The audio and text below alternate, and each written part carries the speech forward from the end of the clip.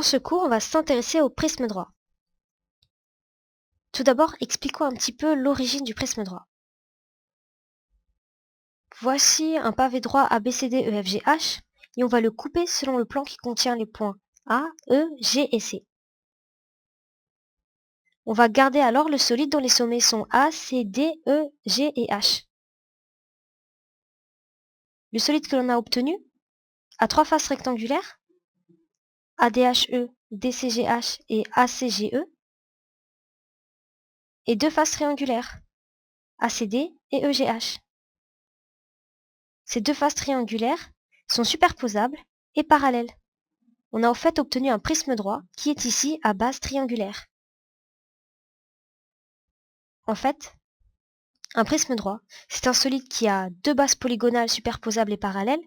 Dans notre cas précédent, les bases polygonales étaient triangulaires, ainsi que deux faces latérales rectangulaires perpendiculaires aux deux bases.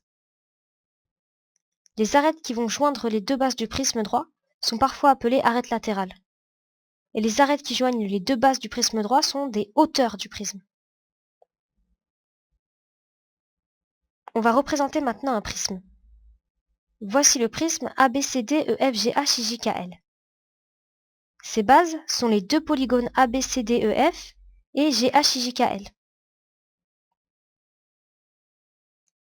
Et il est posé sur une face latérale qui est ici la face ABHG. Les arêtes visibles sont dessinées en trait plein, tandis que les arêtes cachées sont dessinées en pointillés.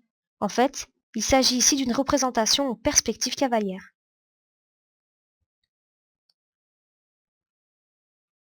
Et pour représenter correctement un prisme droit en perspective cavalière, il faut que les arêtes visibles soient en trait plein, que les arêtes cachées soient en pointillés, que les arêtes latérales soient parallèles et ont la même longueur, et enfin, que les arêtes des bases soient 2 à 2 parallèles et de même longueur.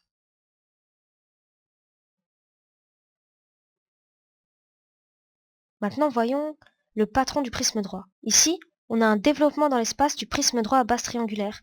Et pour obtenir son patron, il suffit simplement de représenter ses faces dans le même plan, vu de face. Et voici le patron de notre prisme droit à base triangulaire. Et voilà, à présent tu sais tout sur le prisme droit.